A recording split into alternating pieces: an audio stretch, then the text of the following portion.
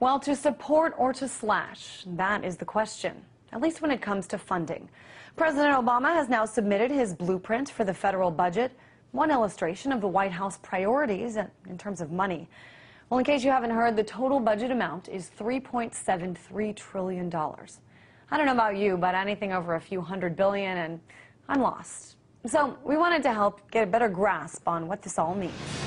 If you stack $3.73 trillion $1 bills on top of each other, it would be as tall as 2,408,258 Washington monuments. With the same amount, you could give $12,000 to every single American. Or if you'd rather invest that money, you could buy Facebook 74 times and Twitter 373 times. All right, but what does this actually mean? Gerald Celente is the publisher of the Trends Journal and the director of the Trends Research Institute. He's in Kingston, New York.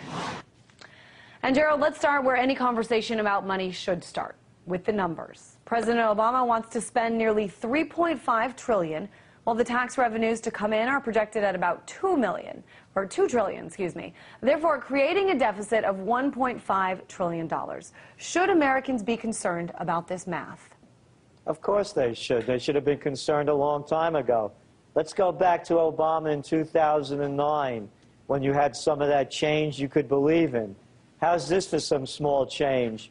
They said that now, according to the Congressional Budget Office, that in 2011, we'd have a budget deficit of $500 billion.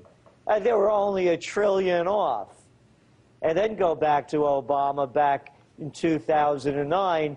He said that he was going to scour the federal budget and he could find $2 trillion in savings. They're bankrupting the country. It's as simple as that. It's all a lie and a scam. If you go back to what they said and what is, you can see the future. It's going to be more of the same, putting the country deeper in debt and putting the burden of the debt on the shoulders of the American people. Well, it's a little frightening, too. I mean, just staying with these idea of numbers not adding up. I mean, the U.S. federal debt this year will top $15 trillion, officially equaling the size of the entire U.S. economy. It just sounds a little frightening. It is frightening. Everybody should be concerned. By the way, that's why I love it. In the United States, there's no inflation. People, cost of living increases, retirees, they didn't get anything. They say there's no inflation. Inflation is raging worldwide. We just saw the numbers coming in from the UK, over 4%. You go to China. Part of this is happening because the United States is devaluing its currency. They're flooding the world market with cheap dollars and driving up the prices of everything. People should be very concerned. And here's something else, Christine, that people should be aware of, is that, they're talking about budget cuts. How about the trillions of dollars that were funneled into those great too-big-to-fail banks and financial institutions? So what they're doing is they're taking the money from the people and giving it to the too bigs. But the fact is, when this budget was put out, the president's budget, there are spending cuts, $40 to $60 billion, and everything is on the table, from removing tax breaks for oil and gas companies to cutting heating assistance for poor people. I mean, where do you think deeper cuts should have and could have been made? I mean, you mentioned these too big to fail banks. They've paid back. Where's next?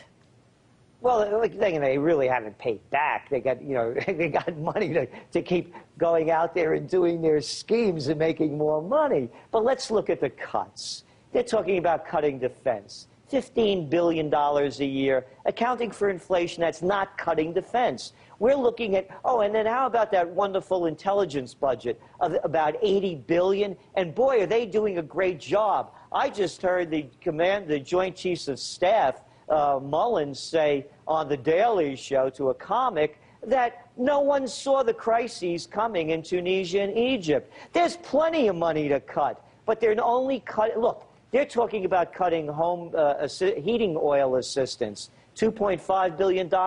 That's like cutting a week out of the wars in Afghanistan and Iraq. So the sacred cows aren't being touched. It's only a cut for, and the Environmental Protection Agency. What are they talking about, cutting a third out of that, 30%? Yeah, here's some more change you could believe in for all those liberals that believe Obama's on their side. I want to stay with this topic now that you're talking about the military. The U.S., as we know, spends more than 50% of what the entire world spends on military. Why is cutting military spending in this realm so rarely on the table? I mean, you mentioned a couple different things, and I know we're in at least 1.5 wars in the Middle East, but this country also occupies nearly 1,000 non-threatening countries. What about scaling back there? Why do you think this hasn't been discussed? It's because of what President Dwight D. Eisenhower, a 5-star general, the supreme commander of the Allied forces during World War II, 2-term Republican president. It's as simple as the handwriting on the wall. It's called the military-industrial complex is in charge of the nation. They have us, as you mentioned, in those bases and in 1.5 wars. How about almost 2?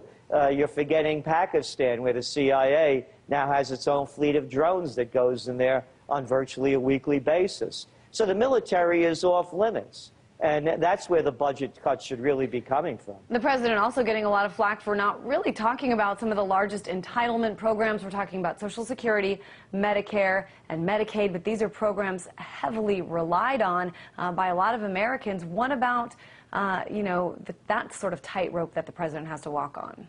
Well, Medicare and Medicaid are huge problems, but the huge problem is America spends more on health care than virtually any other nation per person. But look at the health of the nation. It's only going to get worse. I mean, go to Walmart. It's like going to a grade B horror movie when you see what the people look like in this country. So they're overfed, junk food fed, and kids getting type 2 diabetes. That's never happened before. So these problems are only going to get worse because the fundamentals are worse, and that is the health of the nation, physically, emotionally, and spiritually. So cutting back, adding more is not going to make any difference. As the baby boom population ages, the crisis is always only going to continue to worsen. And as for Social Security, I mean, that's the people's money. We're putting it in there to get it back. And what are they going to do, raise the retirement age? How about raising it until after you die? Then you could collect a lot. Always good ideas out there. Gerald Celente, publisher of the Trends Journal and director of the Trends Research Institute.